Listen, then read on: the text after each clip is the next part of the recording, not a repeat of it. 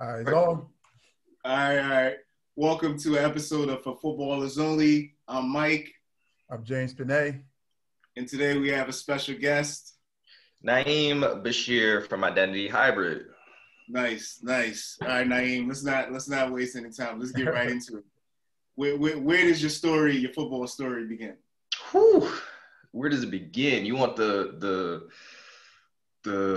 full story? Like the full story? The full story. Okay. So my first introduction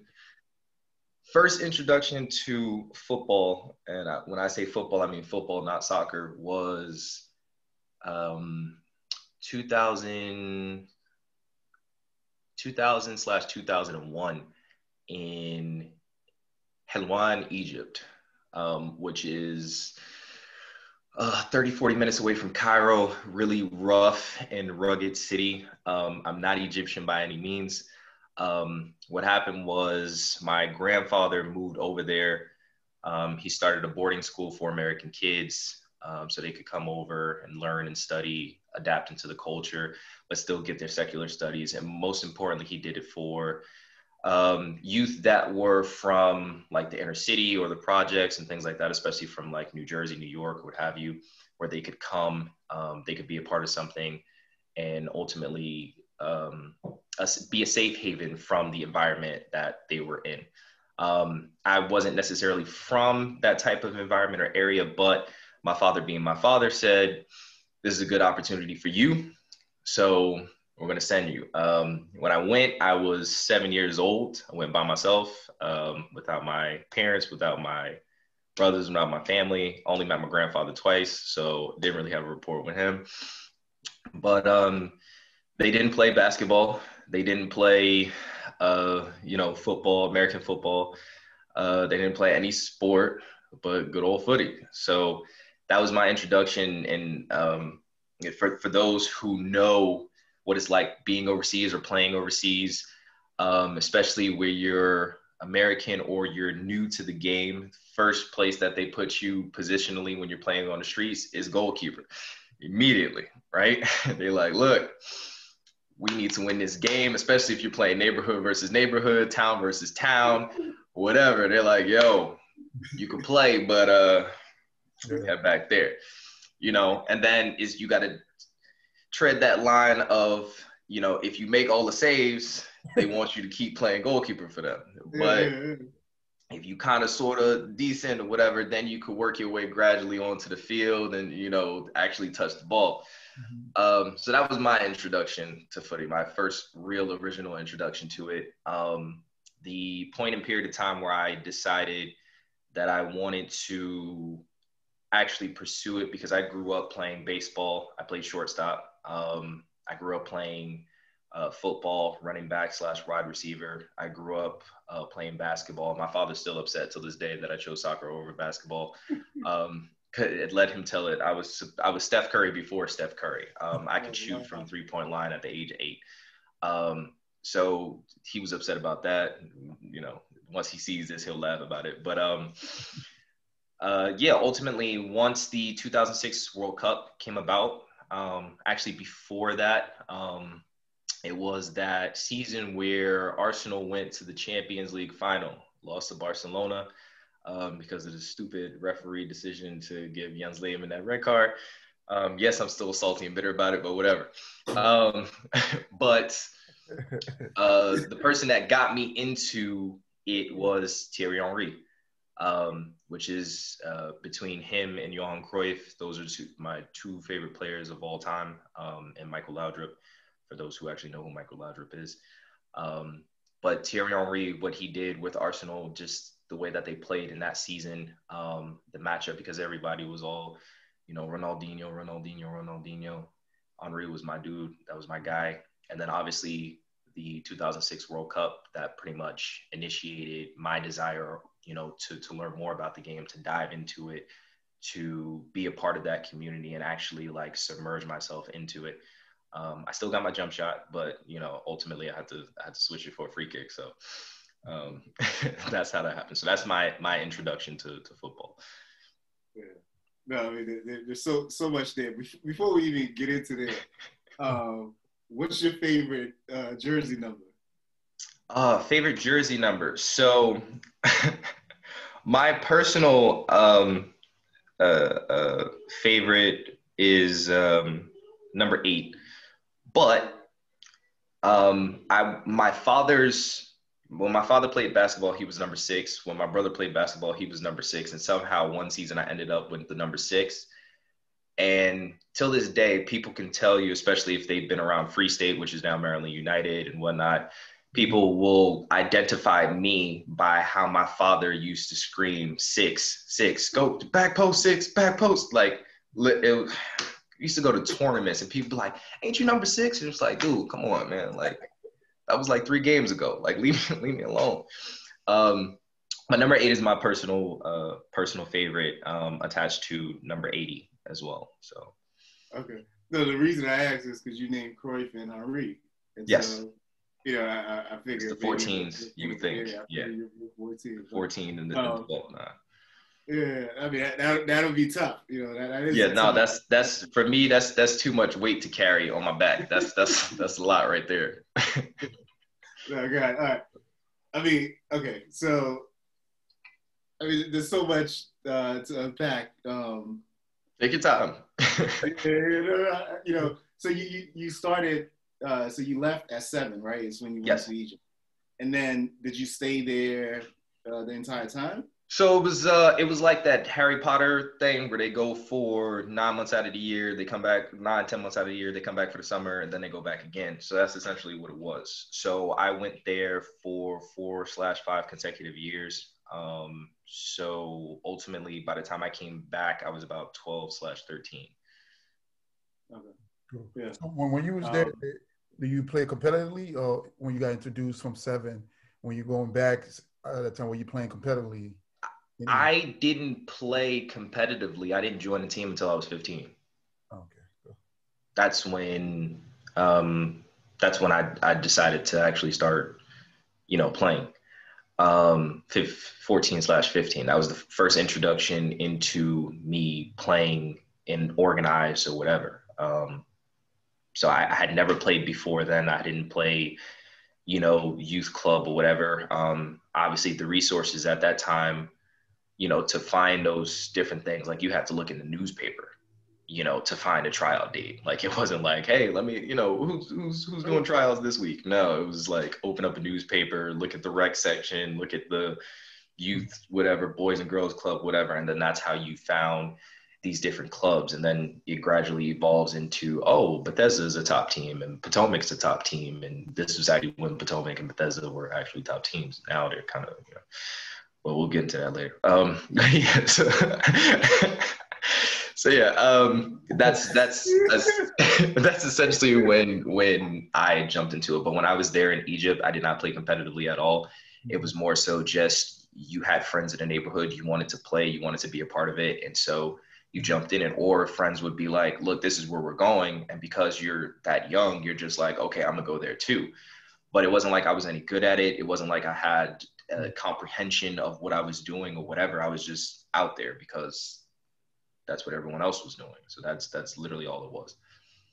So what year, you say you went, I think 5 consecutive years. Mm-hmm. At what point did you transition from goalie to at least getting on at least getting on the field? That was a big step. That was year 2.5/3. Yeah. So that was a big year because I was like, look, okay. They recognized the speed. So I've always had natural speed. I could run like a 4.4 flat at the age of 16/17. So I've always had natural speed. So if anything, even if, you could beat me with a skill move, I could catch up to you. Then consequently speaking as well, being, my dad being my dad, he instilled footwork as well as defensive comprehension and just the desire to actually defend somebody. That defense was just as important as offense in any sport. Being able to, or just that competitive nature. I pride myself on being competitive.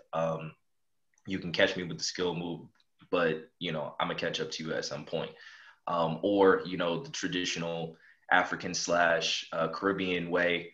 If you don't get the ball, get the man, you know? So, which we'll get into it in a little bit, but yeah, so year 2.5/3, that was my Hold on. Hey, that actually what you just said, that's Jamie's trademark. that's his trademark. like actually on the DC, like there's a whole thing with the coaches at DC. Like, we have a whole slew of coaches, and two of them, James and Pierre, are, if you miss the man, I mean, if the guy gets you with the bag or whatever, the ball, you got to get the guy. No matter what. Guys like myself, McKee, but Elvis, that are more, you know, like, we're like the new guys on Ronaldinho, you know what I mean? Like, we want you to get busy. You know, like these guys. No. You can bag me, but you're not going past me. I grew up in a totally different era, so I'm very much a proponent of that. So yeah. Okay. So you know you're young, you're traveling back and forth to Egypt, and you're understanding the essence of the game, the culture. You're doing a lot of pickup, right? And then during that time, you also, like, especially I mean, the fact you're in Egypt, you're also watching games, and this is how you got to understand the Champion Leagues and all that. Yeah. Stuff. And then, so you said Henry was your number one player, like your football idol as a kid coming up, right? Yep. And then, so who? This is a question we always ask, right? And just so you know, there's no matter what you say, all your football people are gonna get at you. Like, I just want you to know, before you get so like, of course, like, it doesn't matter. There's no way you're not getting it. I know it's coming. Yeah. Who's your top 11 of all time? And it could be anything. They don't have to be all attackers or all goalies or midfielders.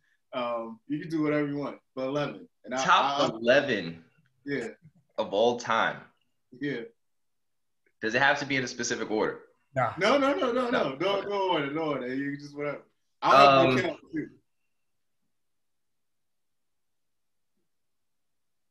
Just from players that I've studied and that I've watched, because especially in the time where I finally immersed myself in the culture, the first thing I went back and did, and my father being my father, he said, if you're going to do this, then you need to know as much as you possibly can about the game. So go back and watch film, go back and watch footage, find whoever you can find. So Johan Cruyff, that's one. Thierry Henry, Zinedine Zidane, Lionel Messi,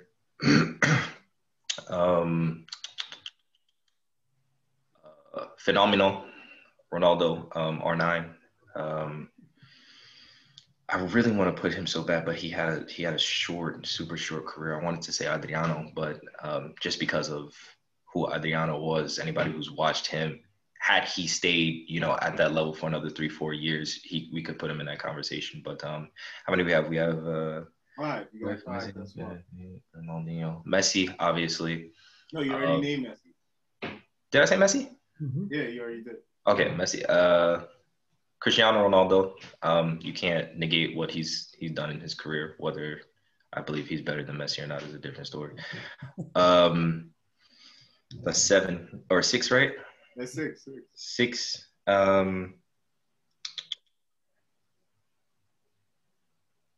For me personally, Michael Laudrup,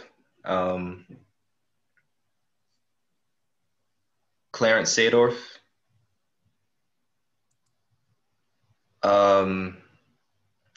what's his name? George Weah.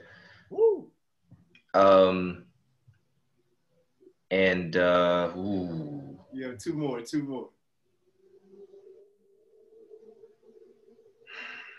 Batistuta. Okay, that's a good one too.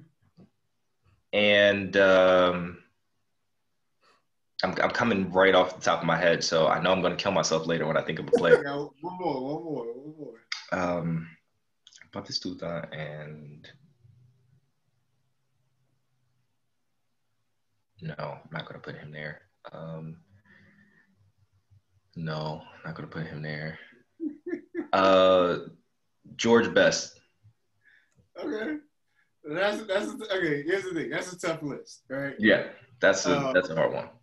Yeah, that's a hard list, and it you're spanning you got Best 70s, you got right, you got Cedar, you got a lot of folks. So and you got Messi and Cristiano. Right. So I think folks. Of course, you didn't name. There's so many people you didn't name. Mm-hmm. Right? Like, you didn't. I'm just gonna name at least 3 that you didn't name. You didn't name Ronaldinho. You didn't name Maradona. No, I thought I named Dino. No, you didn't. I think you said Ronaldo. You said Ronaldo, phenomenal. R9. Yeah, you didn't. Well, you did say Ronaldinho was like your role model growing up. You did say in the beginning. Yeah. No. I mean, it's fine. It's fine. This is what I'm trying to tell you. When I watch this video back, I'm gonna go back. Okay, so we got. But that's how it is. You know what I mean? Like, right. So bad. But you don't actually.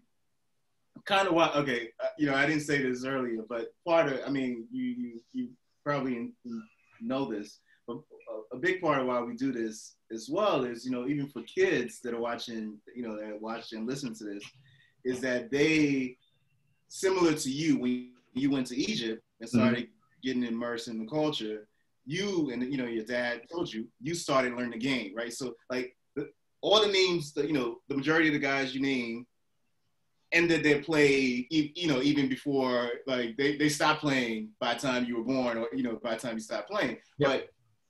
But by you going back, and then seeing them play, and like seeing the kind of things they did, it gives you a full perspective on the game. So when you see somebody that's balling now, you can still put it in perspective. You're like, yeah, he's good, but like, did he do? I mean, you didn't name Davids. Right, so you didn't see them, but you didn't see that.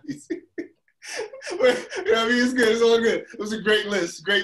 I'm sure your people are gonna get at you, but that's all part of it. I mean, like, because that's the thing as well with that list, right? Because you're saying like top 11, right? Yeah. So I have to like tell myself, don't go based off of who I like to watch or who I like. Go based off of who exactly they were. Go based off of impact, go based off of what they provided to the game.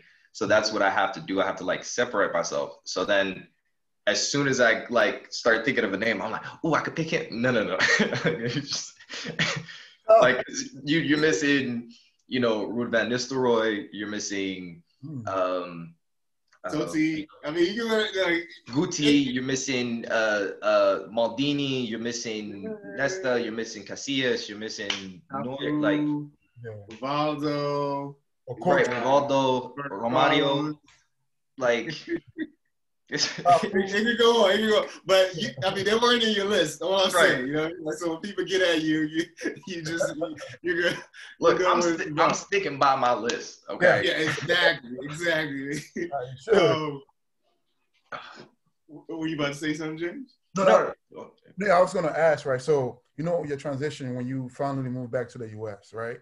Came the environment of football in Egypt, right? So as a kid, how did you feel like the environment when you came back to the U.S.? Was it similar or how different was it? So I had the benefit of, the environment was clearly different, obviously, because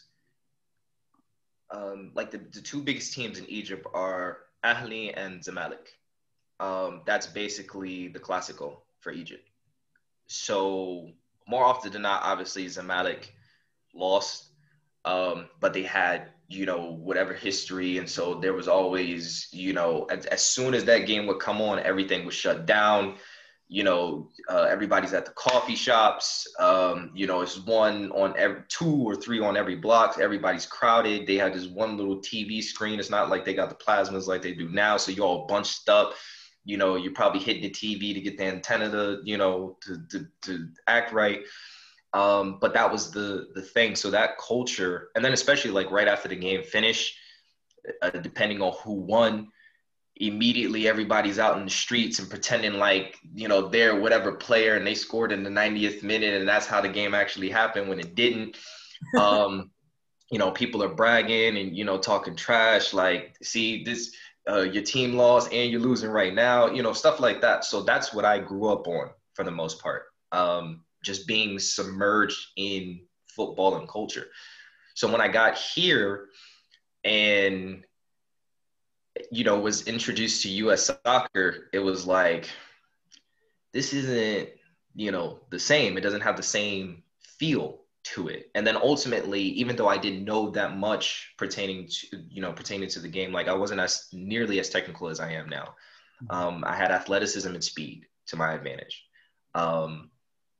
So I didn't have a first touch. That was non-existent. I didn't, you know how to move in and out with the ball. But cognitively speaking, I understood the game based off of how the others would play. I understood what technique was. I understood what movement off the ball was. It just that I physically wasn't able to do it specifically because of whatever. And then also the style of play is completely different. So when I got here, the culture was way different. So for me, it was a struggle up until the point to where I found mentors or just pickup groups with older guys who would allow me to play and then also teach me the game, but they would play in a similar way, that same pickup way, that same open play type of way. But then it was also don't mess up because you may not be invited again kind of thing. So I like I said, the U.S. soccer portion of it wasn't as I had grown up on, but the, you know, outside resources that I was able to find or obtain, those they provided me what I needed ultimately to nourish what I experienced. Yeah. So when you came back, let's just say, and you say you started playing more seriously at 15, right? Yeah. So take us pretty much through that journey from, you know, when you came, you started playing more competitively at 15 to where you are now. Whew, long journey. So fun fact, it's only been 12 years that I've been playing. Currently just turned 27. So I haven't been playing that long, even though it may look or seem or feel different. But the first team that I joined was Bowie Soccer United under Coach Lloyd Anderson, Jamaican guy. Couldn't understand a word that he said, but he was overly passionate about the game. And that's where I was first introduced to the concept of if you don't get the ball, get the man. And also introduced to, you know, high intensity, just aggressive for no reason. He was just loud and he was just screaming and yelling and he was passionate about the game, to say the least. Even if you couldn't understand what he said, you understood what he said at the same time. So shout out to Coach Lloyd. He's still, you know, training kids and things like that over in Bowie. And I see him from time to time. But he was my first coach. He was my introduction to, you know, youth soccer, and Bowie Soccer United is now Maryland Rush. Fun fact for people who don't know that. But that's essentially what it was back then. So I played for about a season or two, up until the point to where I knew that I wanted something more. I knew I wanted to take a step up. I had learned the game decently enough to know that I had other components that were legible to the game that I could contribute. I started off playing as a wing back, simply because, again, I had athleticism and I could run. I had speed to get up the field. I had speed to get back and track back. So I could track back and win a tackle, but then I can get up the field and I could swing at a ball. Passing was something that I was always able to do. If it required me going into a 1v1 or something, the traditional U.S. style of play. You just push it past somebody. If you're the fast player, you try to run around them and then whatever. But there was no skill involved. There was no idea involved behind it. There was no reasoning behind what I was doing. It was just push the ball past and run past them because I could. I could kick the ball past somebody even though they had 10 yards on me and catch up to them before, they got to the ball. So that's what I was limited to at that point in period of time. But I wanted something different because I knew that wasn't, again, cognitively speaking, and then being hungry enough to study the game, I knew that I had limitations in what I was capable of doing. And I made the decision to switch to Free State, which is now Maryland United. I was introduced midway through the season to Jose Benitez, who is now he's the director for Total Football Club in Landover, owns that soccer dome there. He finished off the season with him, and then I stayed on for about a year and a half to Chris Johnson, who still, he might as well be a legend at this point. If you guys haven't interviewed him, you might as well, because I know that guy got some stories, because that brother been coaching for a long time.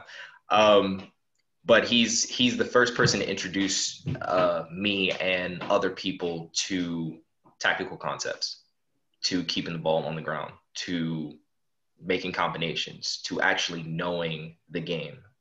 He was teaching us tiki-taka when tiki-taka was becoming tiki-taka, but he was doing it for us at 16, 17, or what have you. So that was my first introduction to the game. That was where I finally got to play as a winger. Even though I wanted to play in the midfield, I just liked the idea of being in the middle of all the action. But again, U.S. soccer, they want to keep you on the wing. You're the fast guy, whatever. But I knew I could pass the ball. Obviously, like I said, I didn't have that first touch or whatever, blah, blah, blah. So, you're limited in opportunities. So what I decided to do was find different places to where I could play, to where I could develop the things that I wasn't able to get or develop at club, which led me to Mandan Road out in Greenbelt. And there used to be a pickup there every Tuesday, Wednesday, and Thursday from 5:30 to 7/7:30, depending on who showed up. And it would be like a 20-on-20 on this really bumpy field, all kinds of characters, all kinds of people, young, old. I was normally the youngest there. And you'd have, your core African guys who would show up and just kick you just all game long.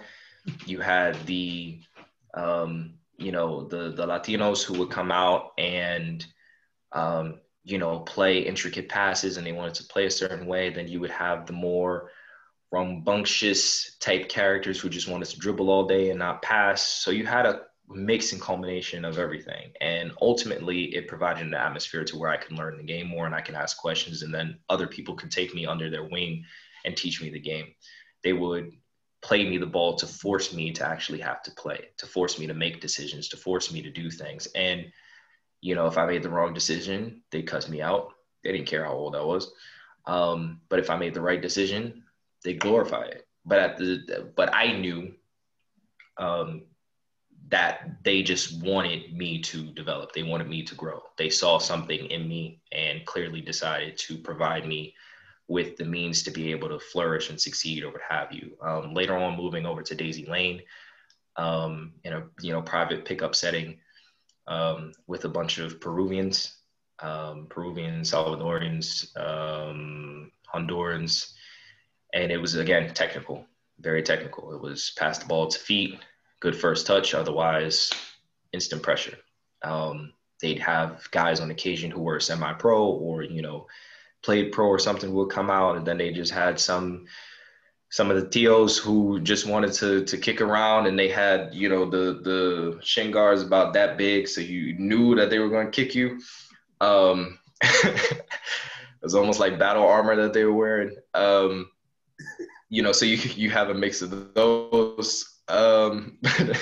Hey, look, man, if for those of you who don't know environments like this is what it's like. This is this, you know, like I mean, I'm listening and I'm like, you know, I'm happy that you had this opportunity, you know, because so many like it's you know it's one of the big things that we try to do is, you know, in summer, for instance, we have this pickup series that we started. I mean, I told you about it as well, but because it's one, for me, it's one of the missing components in the game here. So, you know, pick up with your age group, etc., but then pick up with older guys, and then, you know, pick up in strange environment, like, you know, because sometimes we'll play pick up with where no one speaks the language we speak. Do you know what I mean? Like, Yep.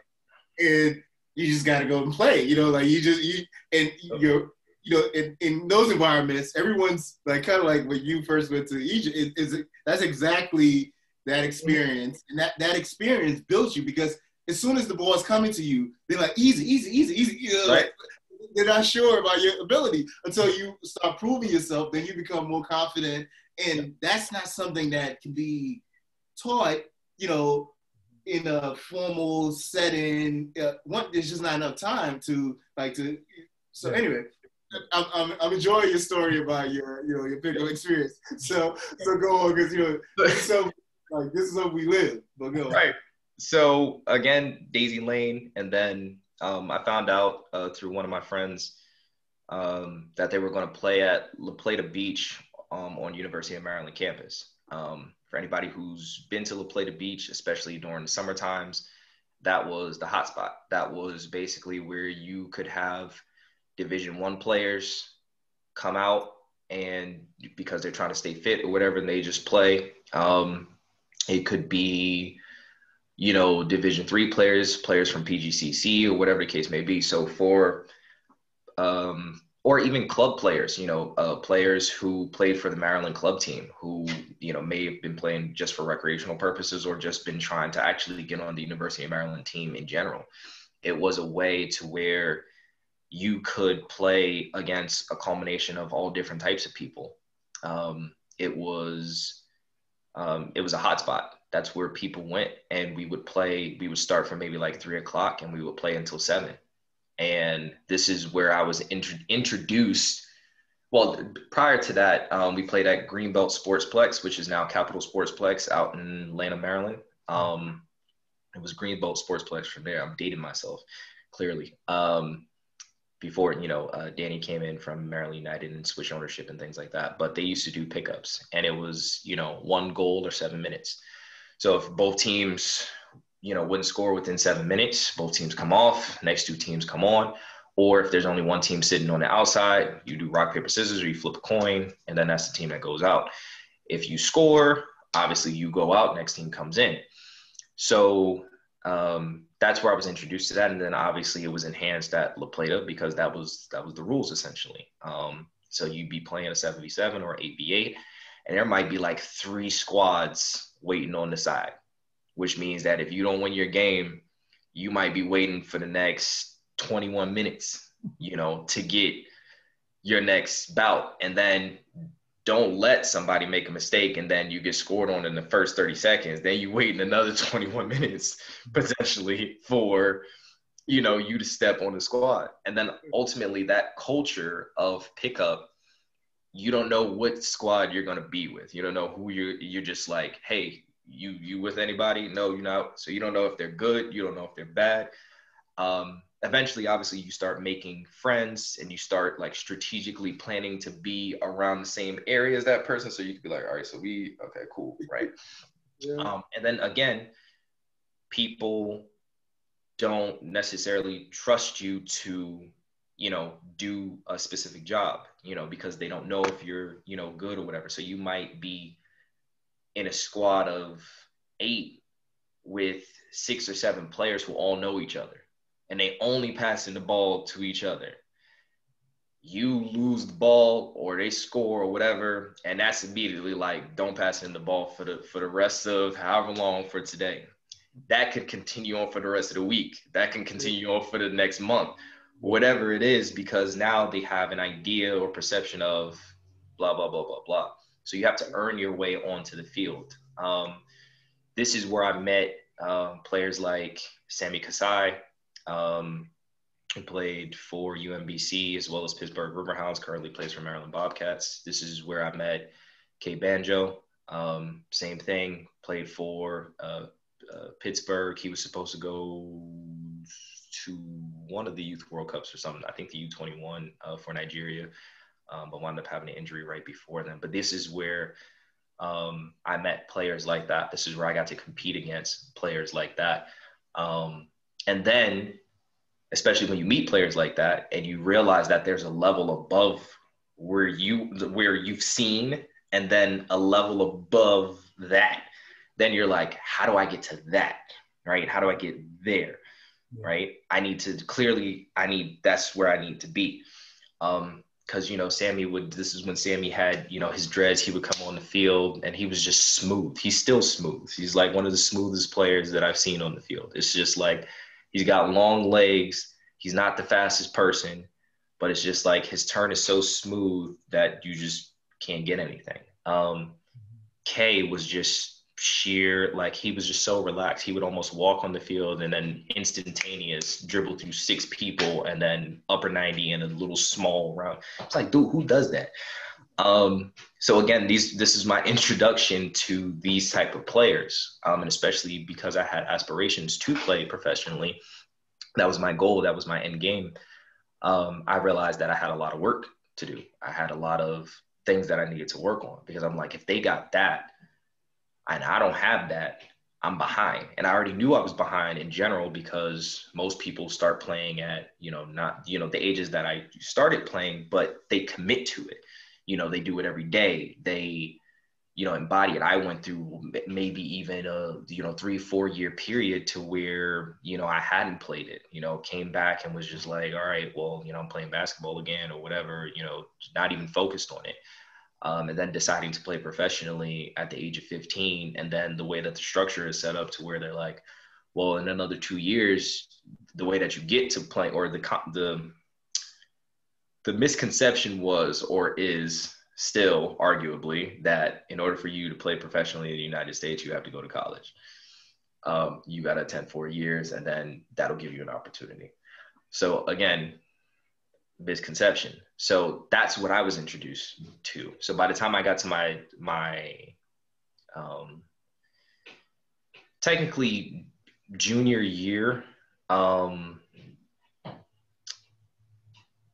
I found out about the whole video process late, the recruitment for, what is it, NSCAA or whatever it is, the website and all that kind of stuff, uploading it and reaching out to coaches. I found out about that like late. So everybody had already been, submitting their videos or whatever. Chris Johnson was like, so what are you going to do? And I was like, I have no idea. Like I didn't know I was supposed to be recording. I didn't know I just thought people were going to come and, watch. We were going to all these showcases, college showcases, like ain't nobody hit you up, kind of thing. So it was a shocker to me, and I had a decision. I could have stayed and played 1 more year with him, or I could have graduated early, and tried to go to college, or just go to a community college or something, build from there, or just again try to pursue playing professionally, not knowing what that was or what it came with, et cetera, et cetera. So ultimately, that led me to playing in a Division III college out in the mountains of Pennsylvania, like literally the mountains. Altoona or Crescent, Pennsylvania, at Mount Aloysius College.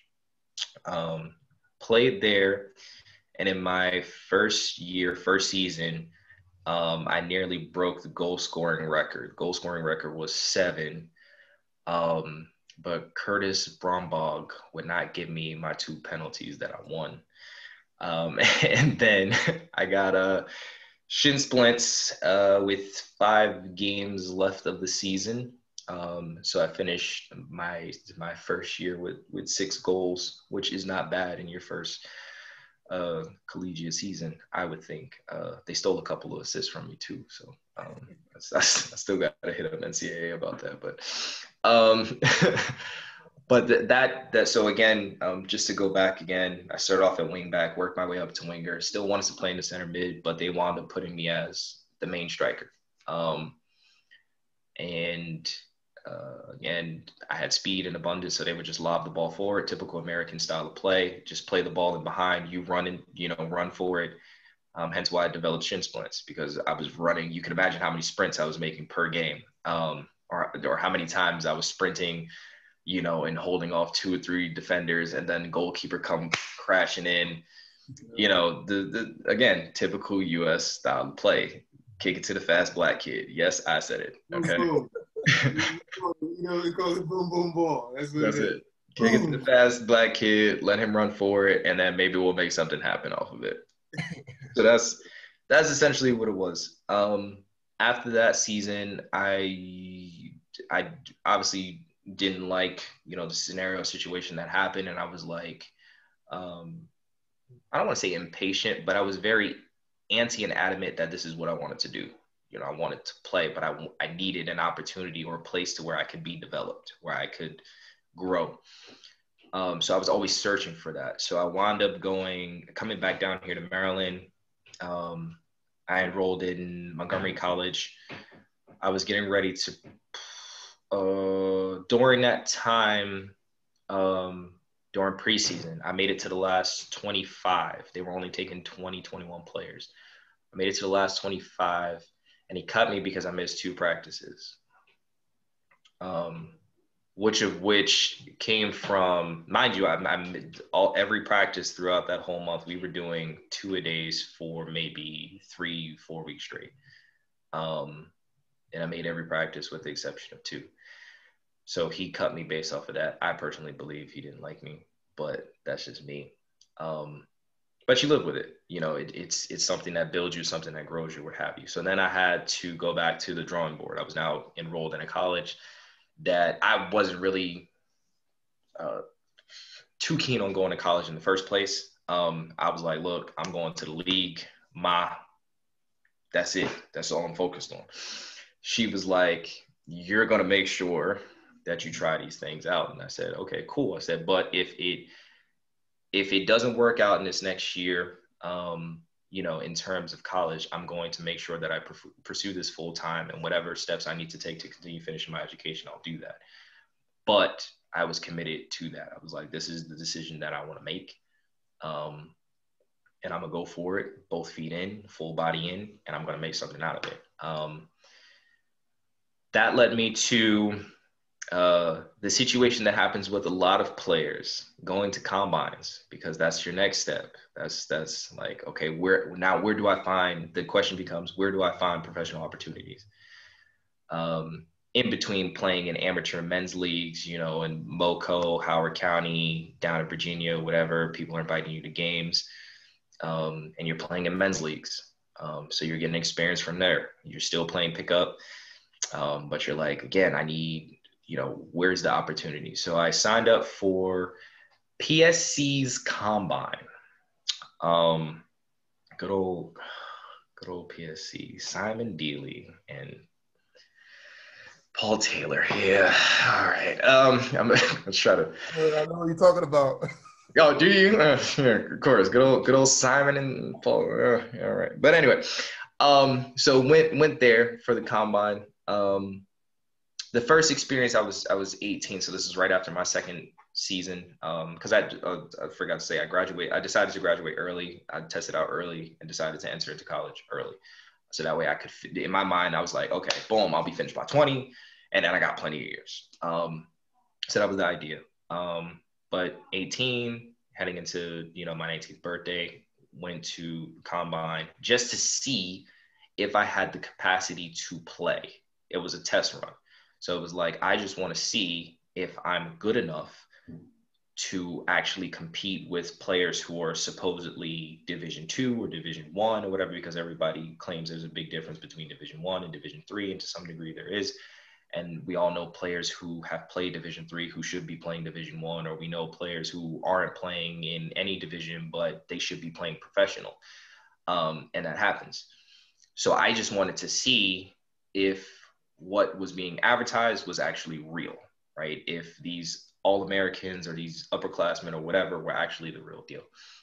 I go there, I hold my own. I said, okay. So I got a sniff of it, right? I got to be able to say, okay, there's not much difference between me and these guys, with the exception of they've been playing longer. So I just have to configure the numbers.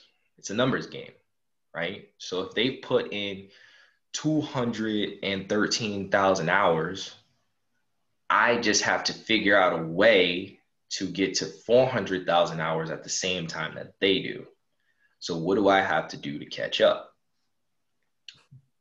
At this point in time, I start training, literally, you can ask my mother about this. I started training 5 to 7 hours a day. I would go out early in the morning because obviously I wasn't in school at the time, so I had nothing else to do. I used to go to a tennis court because they had the boards, those wooden boards that you can hit the tennis ball off of. I would go to that tennis court and I would just pass, right? In the midst of this, I'm studying film. So I'm watching highlights over and over again, because this is when YouTube is just starting to become YouTube. It's just starting to become, popular. And, they're finally starting to upload videos. So I'm going back and I'm watching and I'm watching and I'm watching. So I'm looking at people's techniques. I'm looking at the detail. I'm looking at, here's how he moves his foot. Okay, he moved. This is why he was able to do this way. This is why he was able to separate from here, because he turned here and he did this, and then I would just go out and practice it for an hour. And so I became good at setting my schedule to where I would commit 1 hour to just passing. It'd be 1 hour where it's just one touch passing. Then it'd be another hour, 2 touch passing. Then it'd be another hour dribbling through cones. Then another hour where it's shooting, another hour where it's conditioning, another hour where it's dribbling with only left foot, right? Putting different stipulations on it to make up the hours that I missed, essentially. Now, obviously, I didn't do these 5 to 7 hours straight. There was periods, so I would, get up early in the morning, do about 2-3 hours, come back, eat, maybe take a nap or something or whatever, and then get back up, at 2 or 3 after I finish watching a Premier League game or Champions League game or whatever, and then immediately go out until sunset. And it was funny because the transition was funny because my mother used to always talk about how lazy I was. And then I stayed out of the house so much. And then she kept being like, where are you going? I'm like, you told me get out the house, right? You also told me that if I'm going to commit to this, that I need to commit to this. So I would do, train 5 to 7 hours a day, including, playing. So if I was playing, if I knew I was going to go to the Plata and play for 3-4 hours at a time, I would just do 3 hours that day. And then boom, you got 4 hours of running around, getting touches on the ball, trying to implement what it is that you've been learning or what it is that you've been doing or how you've been growing as a player from a technical standpoint. I knew technique was my main downfall. I knew that if I was going to be successful or if I was going to create something for myself career-wise, if I was going to be able to play professionally, I needed to develop my technique, because every player that I watched, past or present at that time, the ones that I liked had good technique. The players that I played against had good technique.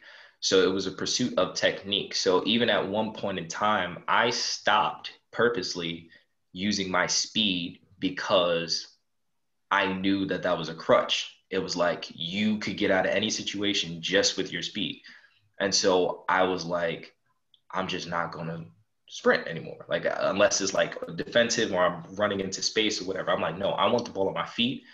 I want to go 1v1. I want to test out these moves. There's no point in me doing an hour's worth of skill moves and I'm not using it when I finally get to the game. And then obviously you're losing the ball. People are getting frustrated with you because you're not executing it right. And you're just tinkering with stuff. You're experimenting while people are like, come on, man, like, just play the ball. And it's like, dude, you've been dancing on the ball for like an hour. Like the one time I decided to do it, you just said, now you all, man, come on. So then you have to tiptoe between, do you just play the right play? Because you'll see the game in a different way. You see he played the right pass. Or do you experiment and say, here's how these players became these players because they were willing to take risks. So you have to tiptoe between people's emotions, understand and learn how to be selfish, but also being a team player, understanding that sometimes selfishness is the best way to benefit the team. And then other times being selfless is the best way to benefit you. So again, you learn those things by doing more and more and more. So I went to PSC in the midst of the next 2 years, maybe like 3 or 4 times. Second time I get injured on day 2, I think. So I can't complete it. So I'm like, I was ready for him. Third time, same thing. I pull my hamstring. And this is the first game, I want to say 35 minutes in. Mind you, I had never had these issues before, injuries or anything like that. Like if anything, I had maybe like a sprained ankle or something. The last time was the time that I was finally accepted to the tour that they do, where they will, pull you along and send you overseas or whatever. And then you got to pay $5,000 to, get scouted. So that's what I did. I did a GoFundMe. I was like, look, we got a great opportunity because that's what is advertised. That is what you know. I didn't know anybody who knew that. I just knew I was going to Europe. They were sending me to Sweden and Finland. I'm like, let's go. Right. You get over there and it's, don't get me wrong. It was an amazing experience. Right. Amazing experience in the sense of the level that I had achieved at that point in time. I realized that there was another level beyond that. And I was like, wow, right? Like this is some good stuff. Like we lost to a team 10 to 2, I think. Some Swedish team that was like 3rd or 4th division at that too. It was like 3rd or 4th division. They was like, I'm like, dang, it's 3rd or 4th division. That was the first time I've seen somebody shoot from 40 yards out, like the way that they do it in like when you watching it on TV, like you right there next to him, like you lose the ball and he take one touch and it's like, boom, and it just goes sailing. Crossbar, you're like, oh, so this actually happens. Like this is just like people do this. Like, oh, but then you have to, snap out of it and be like, oh, snap, like I'm in the middle of the game, like. Yeah. Let me get refocused. But that was the first time that I had ever seen that. That was the first time that I had ever seen players play like that, tempo and pace like that. I will say that that particular game, we was only losing 2-0 when I was on the field. Okay. Just saying. After that, I don't know what happened. Okay. But while I was on the field, it was only 2-0. I'm not saying that I was the reason. I'm just saying when I left, something changed. All right.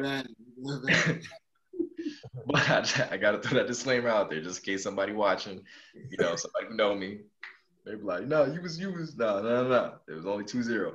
But again, that experience playing against those teams, that was my first European game that I got to watch. Erebor SK versus, I want to say, what's the name of that team? I forget the name of the team, but we watched it in the stadium. And it was the first European game that I had seen. I had seen DC United, but the atmosphere was totally different, completely different. It was intoxicating. They were chanting, they were singing. We had a good view. We were, up, you could see the field, you could see everything. The stadium was beautiful. And it was just, even just walking to the game, walking to the game, and everybody, the whole town is walking to the game, whether they're walking to the pub or whether they're walking to somebody else's house or whatever to watch, but everybody's walking towards the stadium. And it was just such a great experience. Even the team that, they were playing against who was losing, they're still chanting over in their, in the away stand. They're still singing over in the away stand the whole game.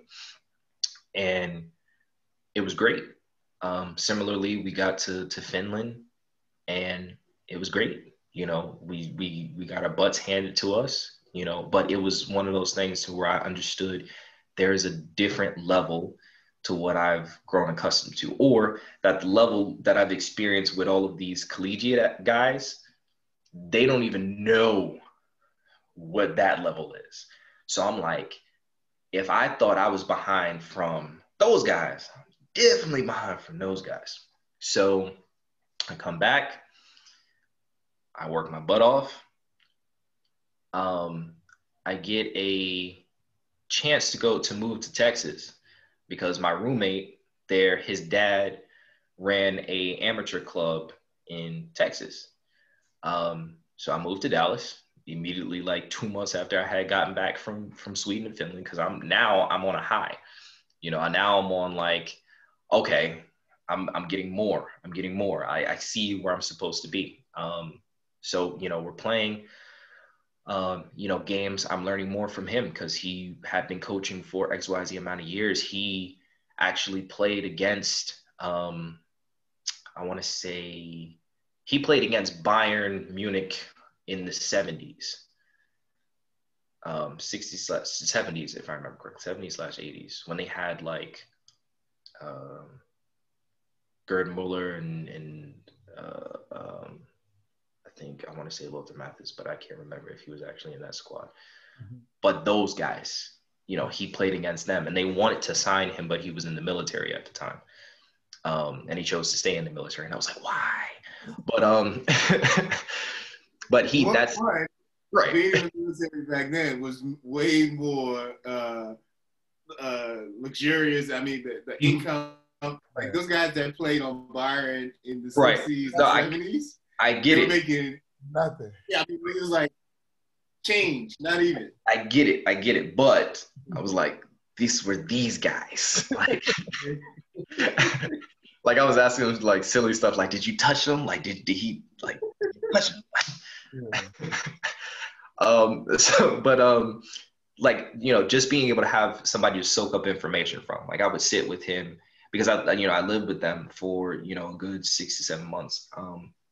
And I just soaked up as much information as I could, learned as much as I could, different tricks between stuff like one thing that he taught me was if you're running side by side with a player, the moment that they plant with their right foot, nudge them and they'll go off balance because they can't plant the right foot twice. But if they step with their left foot and you push them, they can gain balance again with their right foot so they can maintain possession. Simple stuff like that changed the dynamics of how I played, or how I understood the game or how I processed it just from a, minute perspective. After I wound up getting between working different jobs, by then I had already gotten into coaching and things like that. I had gotten my personal trainer certification at the age of 18. That was literally the year that I left Montgomery College. I found a mentor. He signed me up for the course, and that's how I got into personal training. In the middle of this, I'm learning more and understanding more about my body. I'm understanding the body in general more. So now the stuff that I'm watching, the videos that I'm watching, I'm processing it differently because now I can understand body functions. I can understand why the body moves the way that it's supposed to move. I know why a player plays a bad pass based off of how he positions his hip versus another player who, like a Ronaldinho or like a Riquelme or something who, they turn in a certain way. Okay, they're using their core and their hips versus just using just their foot. Just simple stuff like that. The game started to make so much more sense from a physiological perspective as well as a technical perspective. And it opened up a whole new world for me. So especially while I'm going through all of this and I'm soaking up all this information, Even the coaches over, I know how I feel about them at PSC or whatever, but there was one or two coaches who had coached, in England or had coached, Europa League. And I would just sit there and ask them questions. I'm like, dude, I paid money for this. Like, you're going to sit here and you're going to answer every question that I got because I paid for this. Like, if you're not going to give me a contract, you're going to at least give me what I want to know. And so I would just, again, sit with them as much as possible, sit with the coaches, talk to them as much as possible. What did you see? Even the coaches that we played against, be like, what did you think that I could have done better? What did you see from me? Right? Just soaking as much information as I could, because I knew that this opportunity was limited. It was short. I didn't know if I was going to get a contract at the end of it or whatever. And that's what I did. So as I'm learning these things, I'm processing all of it, but then applying it to my training. So I'm still training 4 or 5 hours a week, or 4 or 5 hours a day, but now it's enhanced. Now it's faster. Now it's quicker. I understand the pace that I need to play at. So now it's faster. Now it's quicker. Now I'm putting timers on my passes instead of just saying, okay, I'm going to do 100 passes. I'm saying, how quickly can I get 100 passes in with clean technique? And then I'm saying, okay, can I beat that time? Right. And then eventually that develops the speed of play that you grow accustomed to, or you grew accustomed to being over there, right? Because you need to maintain that. Because you go to pickup, what pickup is like. They send you a hospital ball. For those of you who don't know what a hospital ball is, right? I'm not sure if you guys have discussed this in previous episodes, but a hospital ball is a ball that you play somebody where the potential for 50-50 is surrounded by a 911 call, okay? And guys don't understand weight of pass, so they will send you a ball and then complain when you don't get to it, even though you get where I'm going. But anyway, so you have to deal with that.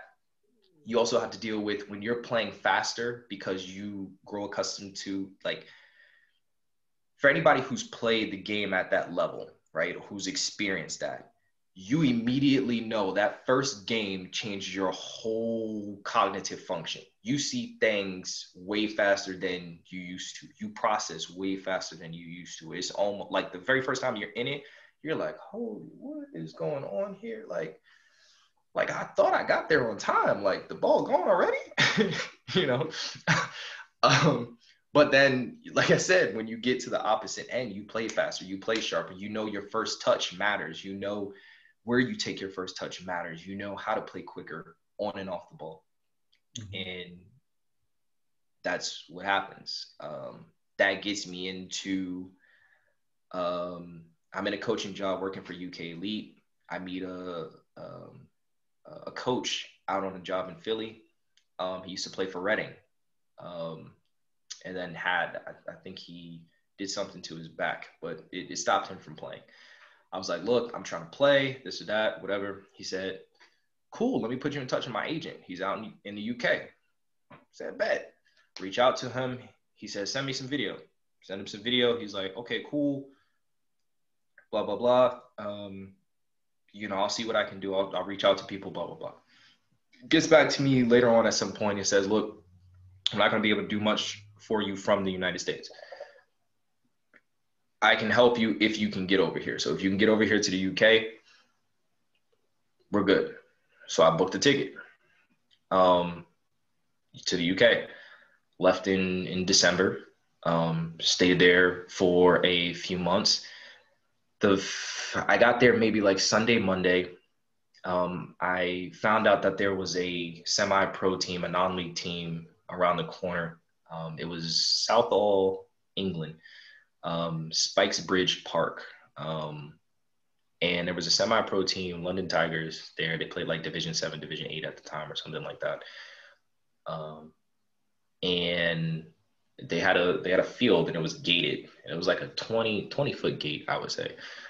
And I hopped the gate because I was like, it's an open field.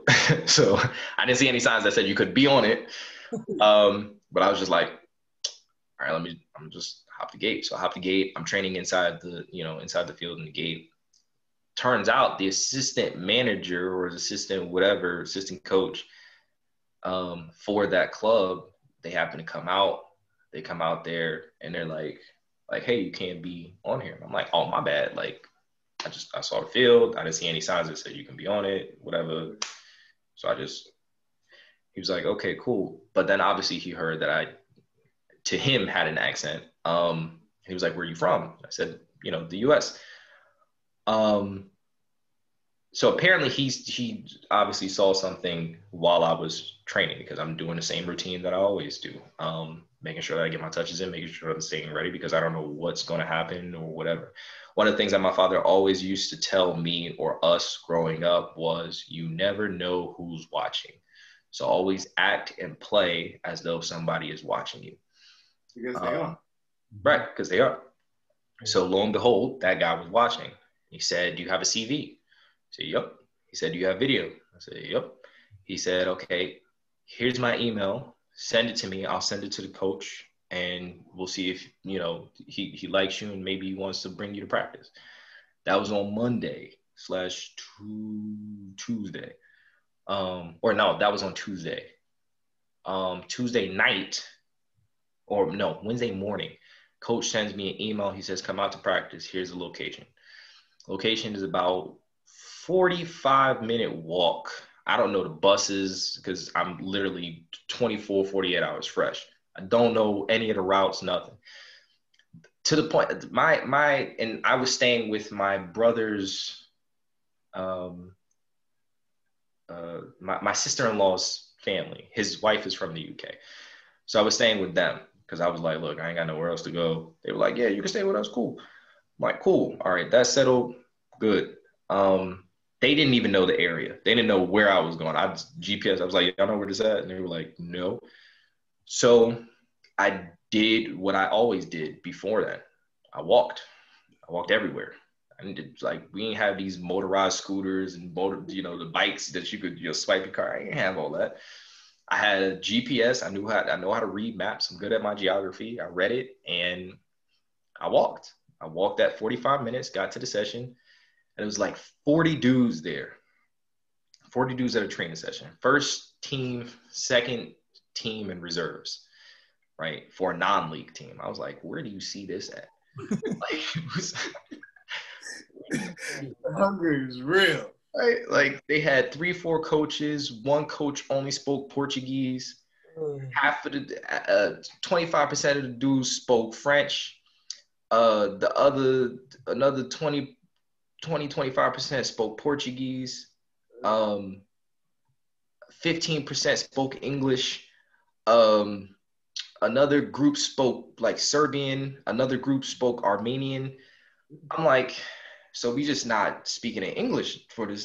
How did that's what killed me too. I'm like, how did I come to England and didn't get a team that speaks English? How does that work? How does that work? So you're immediately thrown in, speaking in, he's speaking in Portuguese. We got getting somebody to translate for him. It's a couple, a few British guys, whatever. Do that session. Okay, cool. They say, okay, come back tomorrow. Okay, go back to that session. Cool. Same thing. It's just a different location this time. Mind you, I walked there and I walked back. Ain't nobody come to pick me up or whatever. So that's 45 minutes there, 2-hour long session, 45 minutes back. So by the time I get home, it's about 10:30, 11 or something like that. Then I have to get up in the morning. I still go for my run or whatever. I had found a gym around the corner that, my in-laws didn't even know about. They was like, there's a gym over there? Yes, there's a gym. Because I knew I needed to upkeep whatever I needed to do in the gym as well. And that was my first thing. I said, find a field, find a place to gym. Those two. After that, you can figure everything else out. I found those two. Go back Thursday. He says, okay, great. He calls me Friday. He says, we want you to come for the game Saturday. You probably won't play. You'll probably just be on the bench, but we want you to come for the game just in case. I get there Saturday, obviously thinking that I'm not playing. So I'm like, I'm not playing. It's literally been 48 hours. I only trained with them twice. Their starting midfielder goes down an injury on Thursday, apparently, afterwards. So he's clearly not cleared. Second midfielder, for some reason, cannot make it. I forget the reason. So that means I have to play. So 10 minutes before warm-up, he's like, so you're going to be starting. I'm like, I just came to watch. Like, what you? Yeah. So I play my first game. So mind you, I got off the plane like Sunday, Monday. Yeah. Hopped the gate, get seen Tuesday, Wednesday, Thursday. Playing in my first English game Saturday. Yeah. So I don't have time to adapt. I don't have time to get used to the style of play. I don't have to get time to get used to what English football is. That was literally my introduction. It was just like, here you go. Just drop me in the middle of it and was like, all right, figure it out. I'm like, okay, cool.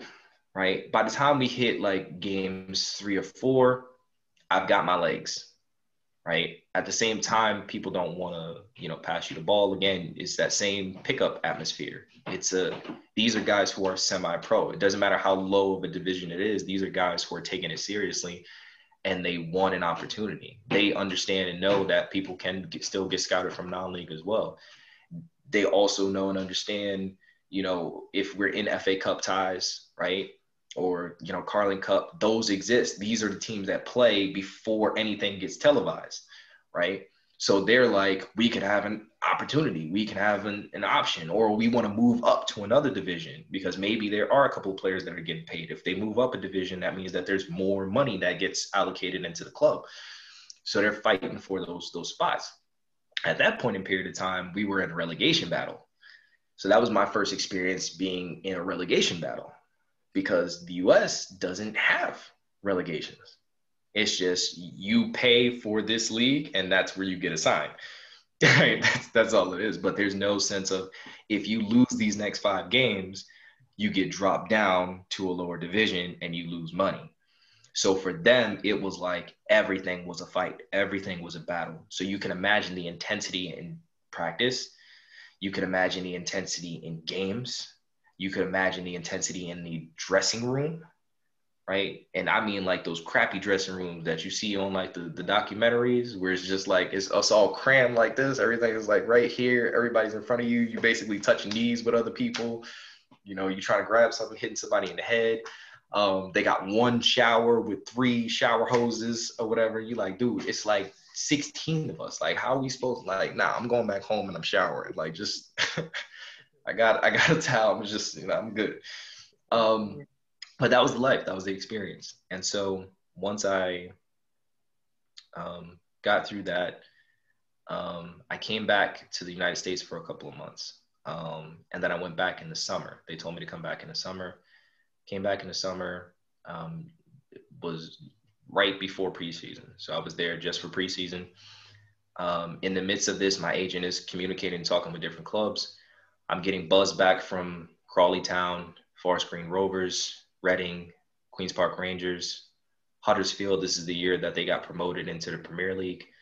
And there was 1 or 2 other teams as well. And then there was teams from overseas. There was a team in Slovenia, first division, who was offering, I think like 5,000 to 7,000 euros a month. So that would have been great. Plus it was a nice area too. It was right next to Italy. I was like, oh, that would have been nice. But they wound up going bankrupt 2 days before I had confirmed that I was willing to accept the offer.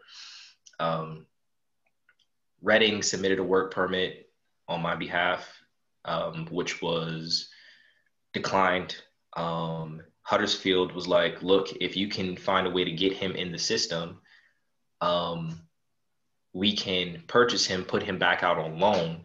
And then after he completes his loan period, we can bring him straight in. So they were willing to offer. So we finally found a club, a Division 5 club. I forget the name of it. Their midfielder went down in the middle of preseason. He was supposed to be out for about 5 or 6 months. So my agent happened to be really cool with that coach. The coach was like, he saw my video. He said, cool, bring him in. If I just want to see him in person, I just want to see him playing with our group, make sure that he fits, and then contract is yours. as my agent texted me that message, in the midst of that, I was on the field at preseason. I don't have Wi-Fi on my phone because, that's what happens when you travel. You just go Wi-Fi to Wi-Fi. That's how you communicate with people. You just go find the Wi-Fi. In the midst of that, I go in for a tackle and I tear 2 ligaments on my ankle, right? 2 grade 2 tears. And I had thought I'd broken it. Because I don't go to the hospital for absolutely anything. I'm notorious for this. People make fun of me for it. I'm not going to the hospital for that. Don't stick me with nothing. Don't prick me with nothing. I don't want no chemicals around me, nothing. X-rays to keep it away from me. But I thought it was broken. And that's how, my family knew that it was serious or potentially serious. Get there, X-ray, MRI, nothing's broken, but it's 2 ligament tears. And the doctor was basically like, it probably would have been better if you had broken it, because this is going to take a decent time to heal. And obviously it was about a 4 to 6 month period of time, specifically because I did the rehab myself, because I knew what to do. But it's tender. My foot was about this big. I still got pictures of it. And for 2 weeks, I was on crutches and could not walk. If I put my foot below my heart, my foot would start to throb and swell up. That's how bad it was. And I would have to crawl up and down the stairs, crawl around the house. That's how bad it was. But that led me to coming back here. It led me into working the company full time because I had already started the company. It led me into working it because I couldn't do anything else. I still had to make money or what have you. The company was financing my ability to be able to jump back and forth. It just so happens in the midst of the planning, because I intended to, have a coach or two, so that way when I left, things were still progressing here. But the way life works, it don't always happen like that. So I still train every single day. I still keep almost the same routine when I can, obviously when I'm not dealing with 5 to 6 sessions in a day. And driving up and down the highway, which kills my time. But whatever time I get, specifically in the mornings, I'm still training. I'm still ready. I'm still preparing. I'm still whatever. But in lieu of that, like I said, this is why we're having this conversation now, because that situation led up to here, ultimately. So long story short. I mean, that's story. There's so much in there. One thing I want to know though is, you're spending 5 hours, especially when you were younger, but even now you're spending about 3 to 5 hours training by yourself primarily. What's your favorite dribbling move that you work on? Favorite dribbling move? So it's probably the it's between a Cruyff and the Ronaldinho scissor combo. That little inside touch with the scissor and then touch out. Both of those are my favorite. If I get comfortable enough in a game to where I start to do that on a frequent basis, it's going to be a long night for defenders. That's going to be a really long night. But that is my favorite. And everyone knows me to go for a scissor or step over if you're from overseas. Everyone knows me to go for one of those, but normally it's between those two that I will repeatedly do, just because I used to do those so much before I started to actually learn new moves and things like that. But those are my go-tos, my go-to favorite. So a question, right? So out of all that experience you have going from England, going to the PS? Yeah, all that stuff. What do you have any regrets, and what did you learn from all those experiences as well? Ooh, regrets. I wouldn't say a regret. Regret is, I'm very much a proponent of positivity, and using words of positivity to positively affect your mindset and things like that. So regret is something that I don't think I could allow myself to say, because then that would mean that I don't understand the process of life and what God has in store for you. And basically saying that I want to change or rewrite something. when I don't, because I'm happy with who I am. I'm happy with whatever situations led me to, because I wouldn't be having these conversations with you guys right now if those things didn't happen. With that being said, one thing that I do wish that I had done more, but obviously didn't have the knowledge to do so, or didn't have somebody to say, was take your time. Right? Like you had time. Like, granted, like, because even you were just saying, like, that's a lot. Like, if you look at that time frame, like the amount of growth and development in between that time frame, it's a tremendous incline. But I was so fixated on it, like so fixated, overly fixated at times, that some things I didn't enjoy as much. I didn't enjoy some days enough, days that I remember where I was like, that was a really good session. I should have enjoyed that, or just enjoying that process enough, even enjoying the harsh moments, to where, like, you get to a combine and you're doing well, and then you get an injury and you're like mulling over it for 3, 4, 5 days at a time. I just wish I took my time a little bit more, took a couple more deep breaths, and was a little bit more patient. But regret, I wouldn't say regret.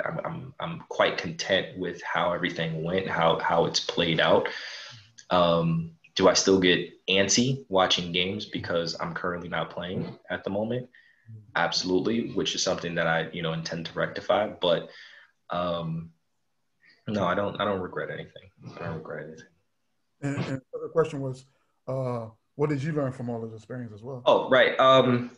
That's ultimately all of that, I learned a lot about myself. A lot about myself as an individual. Like, it's great having people around you, great support system and all kinds of stuff like that. But I learned so much about myself that I otherwise would not have learned being around other people, because I would have just had to worry about people telling me these things about myself.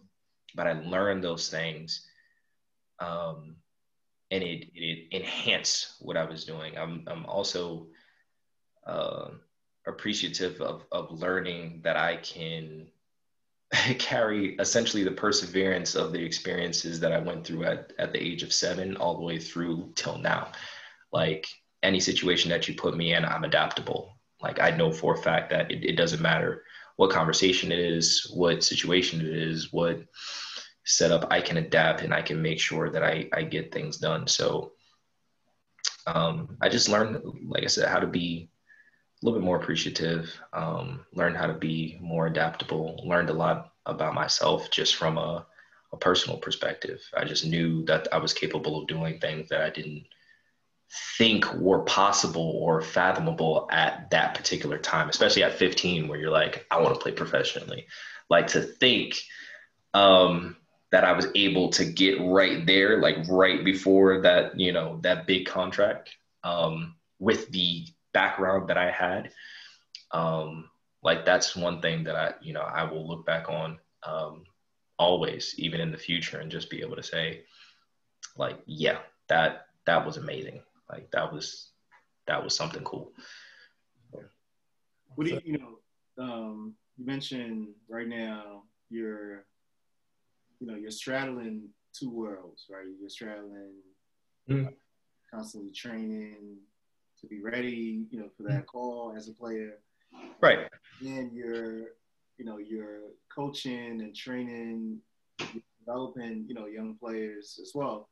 So what do you find to be the most challenging thing right now for you as you're managing these two worlds? Most challenging is watching the kids play. That's the most challenging, right? It's watching them play, or being able to get to play, and not the parents and the players not appreciating it enough, or even the professional players, right? Some of these players who are on, $250K a week, i.e. Willian, who's like they give a they give a good performance every month and a half, and I'm like, no. About that, I literally just got at some of my boys about him. Like today, like my son and I was watching the game. Okay, let me tell you this. So I do this thing with my son where we started this a while ago, where it actually started because of the Brazilian national team, where we would watch games, and I would tell him, like, you know, you see so and so. Well, he's not gonna get called up to the national team. He's not even on the national team, right? Like, if you're the Brazilian team, you know, the coach, are you gonna call William as opposed to Neymar? Like, you know, you have to decide, right? Yep. And so like it's something we do every game. Like every game we watch, we kind of figure out, okay, is this guy getting called up to the French team, the Nigerian team, etc. You know, like all the plays, right? And we're looking at the Arsenal game today. We're looking at the Arsenal game, and I said, and they had two Brazilians that's not getting called up. Davi Luiz. He's gonna go. And I'm like, the whole, like, the Arsenal squad, like, from that game today, there was only Pepe is probably the only one that may get called up to the national team. Like, there's a bunch of guys on that squad. Anyway, I don't even want to get into that, but like the fact you brought his name up, literally we had the conversation today about it. I mean, look, man, if nothing else, I am a fan of football. Okay, so I will watch intensely, and I know when players are going through the motions, and when players decide that they just want to start playing. Okay, you can't tell me for somebody who's been in England for XYZ amount of years that he has to grow accustomed to whatever. Right. You went from one side of England to the other side of England. That's all that happened. If anything, you're making more money, right? So it's stuff like that that makes it tough, because it's just like, I don't even want, you know, half of that. One, because I wouldn't even know what to do with half of it, in all honesty, right? And I've been in situations where I've been, you know, could have been offered money or could have been offered whatever, et cetera, et cetera. And it's even just from coaching, you know, being able to stick with this brand, being able to stick with Identity Hybrid in a nutshell, and not gravitate towards other opportunities where people are like, here, we'll throw you XYZ amount of money. I've been offered coaching jobs in England. I've been offered coaching jobs in the Netherlands. I've been offered whatever, DOC directors or whatever, blah, blah, blah. But if it doesn't suit to my vision, if it doesn't suit to, you know, how I see the game, or if I'm limited ultimately in what it is that I'm able to do, then it's not worth it. So the same thing goes for, you know, for football. You know, if I get if I get a contract and it's $250K a week, great. But I would do the contract if it was just $1K a week, especially with Arsenal. Like, you can't tell me that I can't get in the squad. Like, come on, man. Really? So, let them know. Really? You telling me that Cedric and Bellerin can run up the line and shoot? All I got to do is cross, and it hits somebody.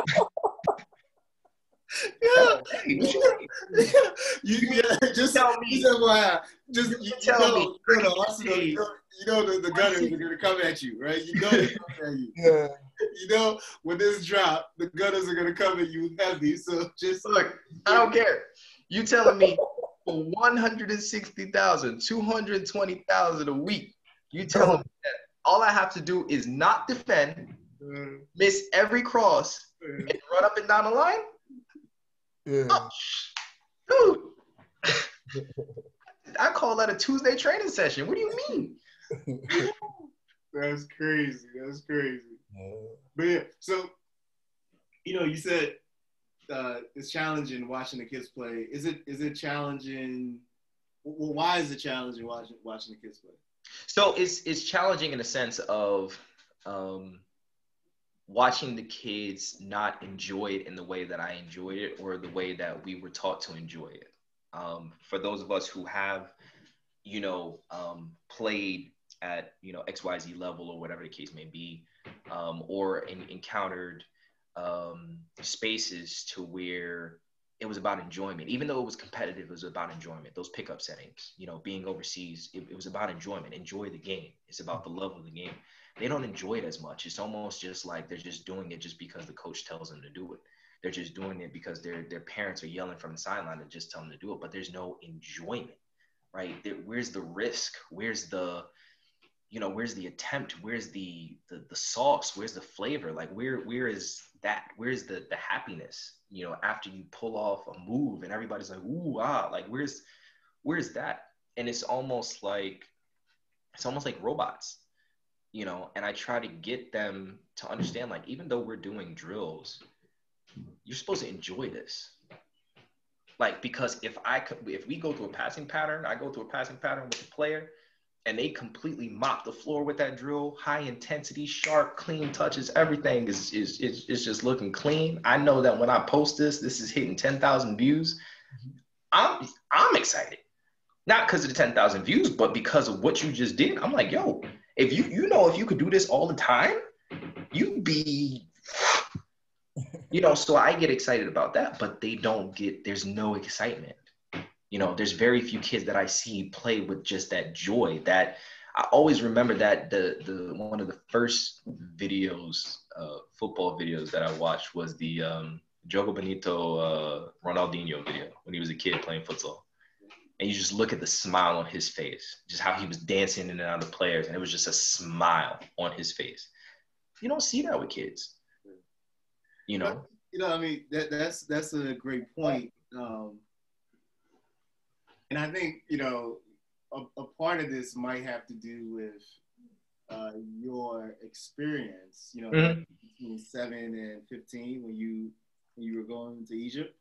Right. This is something, I mean, we talk about it. This is what we, you know, because all of it, like, you know, all the guys from DC-11 are essentially immigrants.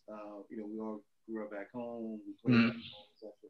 And so our take on the game is from this joy early level, but this is something you see.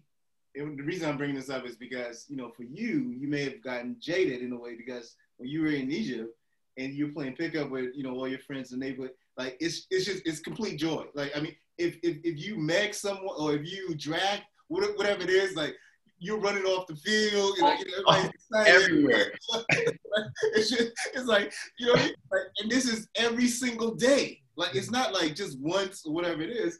And so, you know, you've had that experience. And so now, this is actually interesting because, you know, for a lot of folks, like, you know, a lot of the coaching community in the US, for instance, if you don't have that, like, if you didn't grow up in a different place, right? And you didn't play in a different place, this is not something that would ever occur to you. You know, like, it would never occur to you that, you know, the kids are kind of going through the motion, you know, as you're trying to develop them. And so it's something, you know, for us at DC-11, because all of us are, that's what we were. It's something we intentionally try to embed in the culture of development, because like, it's a piece that I don't think you can go far if you don't have that piece. Yep.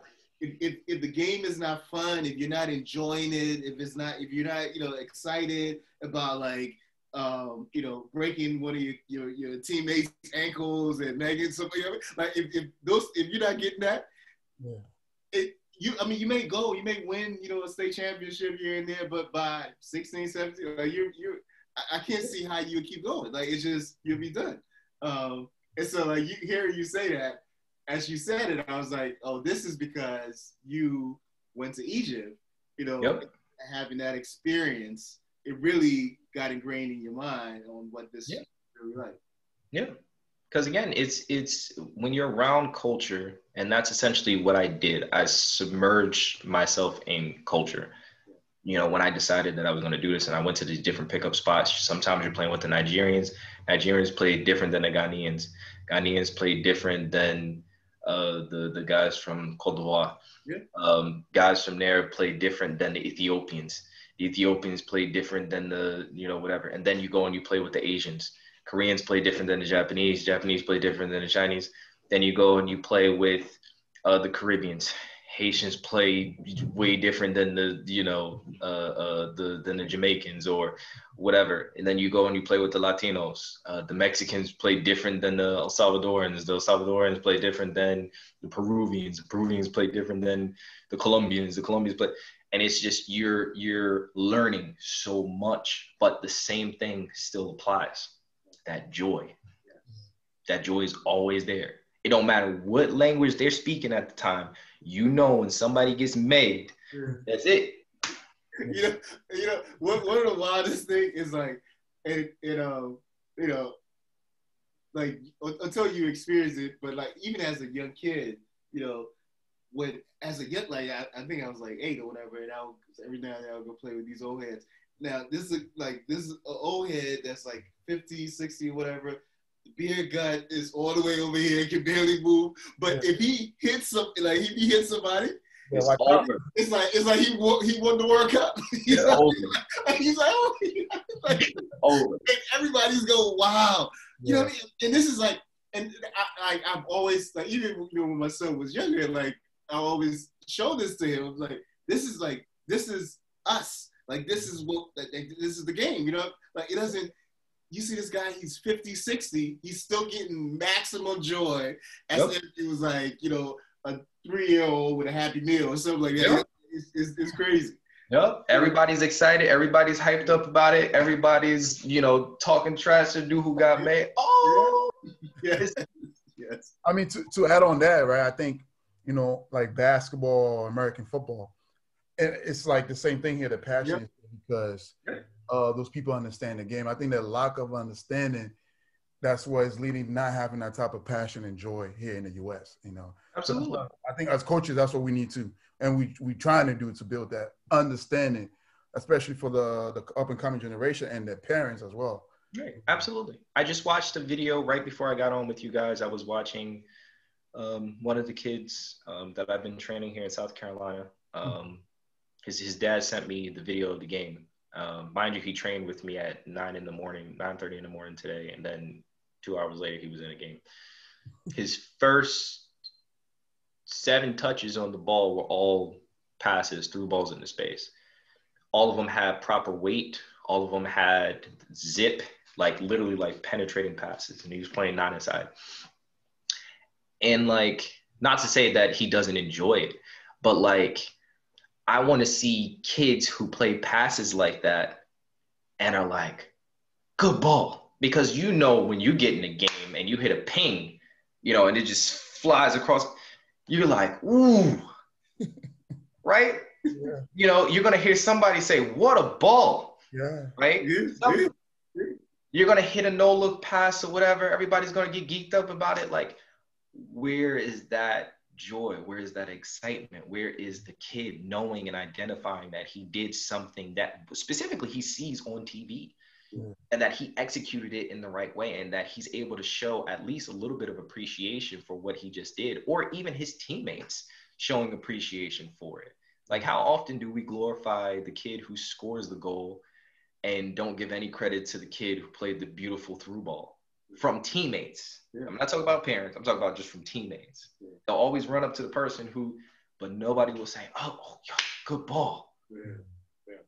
No, I mean, I think this is what James was getting at. I think is incumbent on us, that's doing this development piece to really add that component to it, and show them the joy of the game. Like it's the beautiful game for a reason. You know what I mean? Absolutely. Like something to be enjoy. It's like it's so beautiful. Like there's so many. James can talk, but like even at our practices, like when a kid gets busy, not score, just get busy. You know what I mean? Like bang on somebody, like drag them or whatever it is.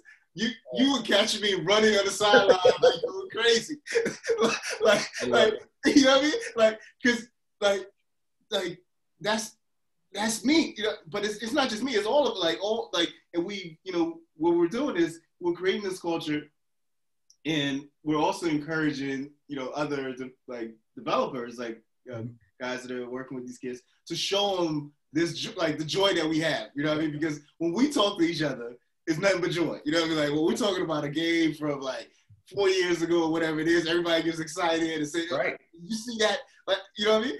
And so we need them to share that same experience and, you know, from us, because we're the ones that, you know, that are providing the context and how the game should be played, you know, and all those kind of things. So absolutely. So I'm hopeful we'll get there. I'm hoping so too, because I need a Ronaldinho in the United States, and I need one. All right, we're almost closing out. Here's one of our last questions: is what do you do differently as a footballer, either as a player or coach than others, right? So other players or other coaches. Ooh, great question. What do I do differently? So as a coach, differently, I analyze the game from a physiological perspective, right? I want to know the whys, the hows. I want to break everything down mechanically. I will rewind one move 12, 13, 14 times, and then slow it down, and then slow down the movement again, and then analyze the step before the movement, and then analyze the step after the step before the movement, and then whatever. I want to break down everything and isolate every single component, almost like in the Iron Man movies, where he's pulling up the schematics, the blueprints, and he's just pulling it out in front of him. That's what I like to do. And that's what I've gotten really good at, because especially working as a personal trainer, I had mentors who taught me how to assess from the eyes. And especially where I started off working with a decent amount of female clientele. And especially within that field, you have situations to where you may need to place your hands certain places. And obviously that can result in a lawsuit.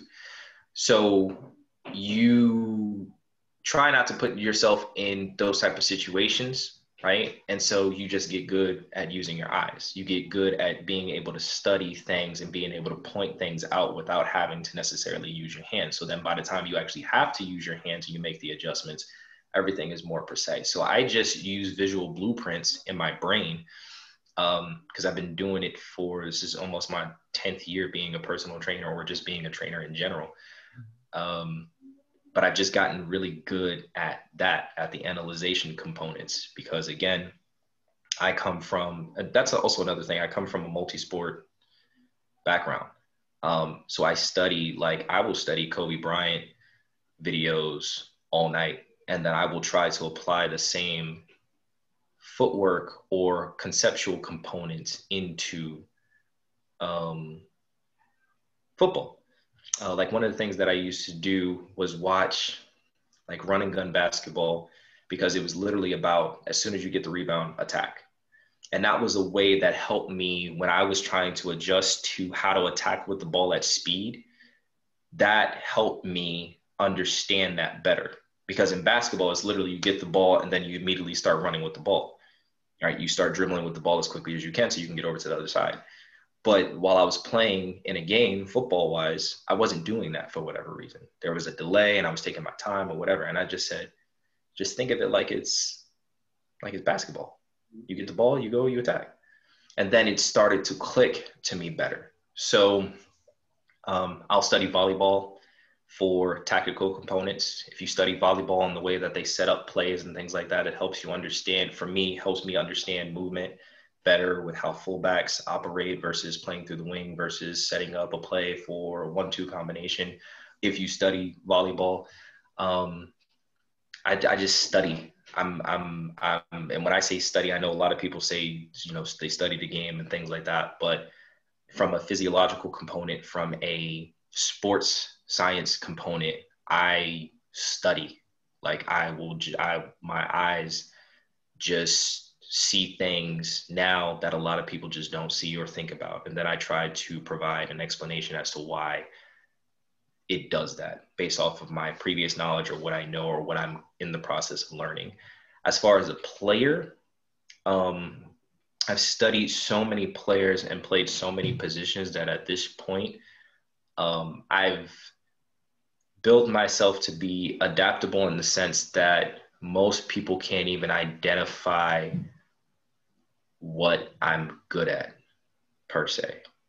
Like even my clients will always talk about like I never really shoot per se. Not to say that I can't, but I never do shooting drills with them ultimately because there's so much that you have to work up to before you get to shooting.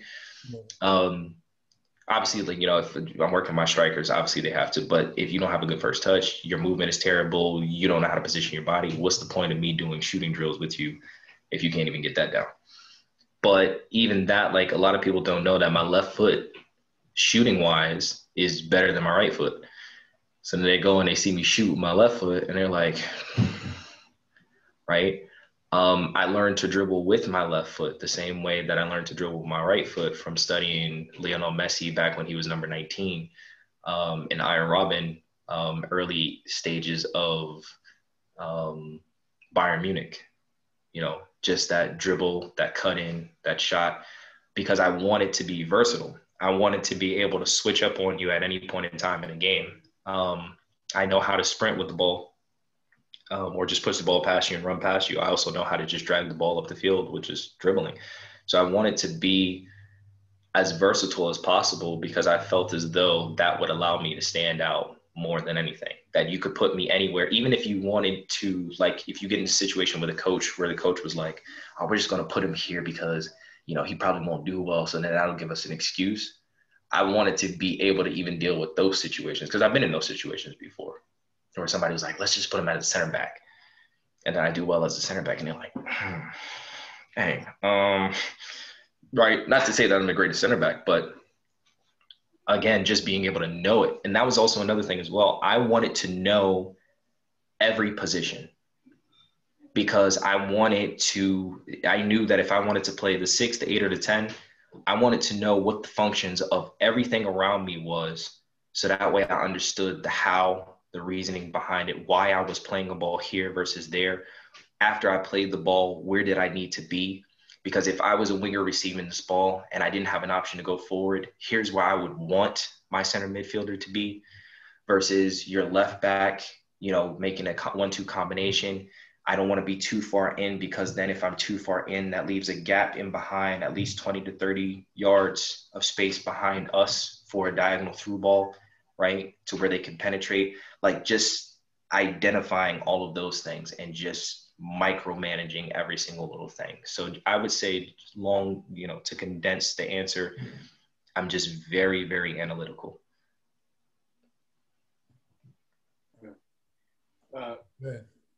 You touched on something as you were talking just now, which brought up a question. What's your either favorite or natural position on the field? Favorite position is the 10. For you as a player, your favorite position is playing the 10? You said me as a player? Yeah. Yep. Right. So if I'm playing the position, my favorite position is the 10. I like past the traditional 10, not the new 10 that they got nowadays. The traditional 10. Right. But hold on. Okay. I mean, this could be a whole nother podcast. But this, okay. See, even with the traditional 10, right? Mm-hmm. You still have, you have to think about it. Depending on who's playing the traditional 10, they still doing what they're doing now. Because, remember, look at Maradona. Mm-hmm. Right? Maradona's Maradona's in the goalie box. He's right. He's on the right wing. Wherever he look, and what are you gonna say? You just right. So when I say traditional 10, I mean your David Silvas, Mata, Circa. Yeah. I know what you mean. Right. So I'm very much I love a good pass. Yeah. applaud, you know, the Stevie G's of the world who can hit a ball from 40 yards out on the half volley and then go up for 90, you know, at 100 miles an hour. But there's nothing to me like watching a good through ball completely just confuse everybody. Like just being able to disguise your pass or disguise the ball. So I like being able to get into positions like that to where it's just a subtle touch and I know it's a goal kind of situations. So I like being there. All right. That's dope. I mean, for any of the big programs in Europe or Asia or South America, if you're looking for a good 10, here's your guy. You know, so just reach out to him. So how can folks get in touch with you? So you can get in touch with me at identityhybrid.com. There's information to reach out there. You can get in touch through Instagram at identityhybrid. Even though we'll probably be transitioning from social media in order to build our own platform that's more sustainable and doesn't revolve around the Instagram algorithms where stuff gets seen or not seen. You can also reach out Gmail, admin@identityhybrid.com. Again, that's admin@identityhybrid.com. But yeah, between any of those resources, that's the best way to reach out. And obviously I'll know that, you know, you were the person who reached out based off of, you know, you'd probably say something about the podcast, say something about me talking about William or something. But yeah. No, man, it's been a pleasure. You know, thanks for joining us. You drop a lot of jewels. You know, the story that sticks with me really is you landing in England. We didn't even talk about the jet lag piece, which is a whole nother piece. You landed, and then, you know, finding a field, and for you, you're like, yeah, you know, like a true baller. You see a field, like, all right, let me go and get a few rounds in, and then you get there, and then that leads to, you know, a whole bunch of other opportunities. Yep. Just that story in itself, I think, packs a lot of jewels for current players coming up, etc. Yeah, so thanks a lot. Add on too, like it's like your drive, like your consistency, right? From the very young age, you continue going, learning, just finding a way to develop. That's awesome. Yep. Yep. If it's one thing that my mother and father will attest to is that I'm a very stubborn, yet committed individual. I'm the type of person who likes to see things through, which is one of the reasons why I said I'm still in the midst of proceeding to go back to playing, because as far as I'm concerned, that particular story I haven't finished yet, and I need to finish it, even if it ends with a full conclusive no. Which I don't anticipate it will, because I feel a lot better, you know, now than I do before, but I need to finish that story. I'm not going to be able to rest. I'm not going to feel comfortable in life if I don't finish that. I finish everything. And that was something that my mother instilled in us very, very early on, all of us. Make sure that you finish whatever you start. You don't leave anything unfinished. Even if it ends badly, if it ends good, whatever the case may be, but you finish it. You started it. You finish it under any circumstances. So for me, I still have to finish that journey. Yeah. Going to, man. I'm hoping for it. Pray for me. Yes. Because William, he not. Yeah. The Gunners, I mean, oh man, it's gonna be a problem. I'm done a podcast about the Gunners. It looked like. Oh man. Hey, look, AFTV is my thing, man. Okay. If I watch AFTV for therapy. You feel me? It's politic, man. Cool, man. We're having you on, man. Yeah. Thanks. Thank you for having me. Absolutely. This was definitely fun. I got to, it's not very many places that you get to feel at home per se, especially with conversation like this. This felt like, even though, you know, we've never met in person, this almost felt like we were just on the field, just talking, you know, and just chatting up and, you know, eating bananas, you know, right after we finished playing, you know, that kind of thing. Like it had that vibe. So this is always a good, comfortable space. And like I said at the beginning, I don't, do a lot of these for, that specific reason, because I'm not sure what people are asking or what they want to know, or if they have ulterior motives or agendas or whatever the case may be, because I'm a very open and transparent person. So, if you ask for information, I'll give it to you. But at the same time, like I said, some people don't, revolve around that. So I appreciate you guys for having me, and just even providing this environment or this space just for people to, receive their flowers. But also, just be able to, talk, chat, and just share experiences, laugh, and, have a good time. So I had fun. Yeah, thanks, man. Yeah, man. Thanks a lot. Thanks a lot. No problem. Definitely, we'll definitely be in touch, and hopefully when things open up, a little more, we can physically get together,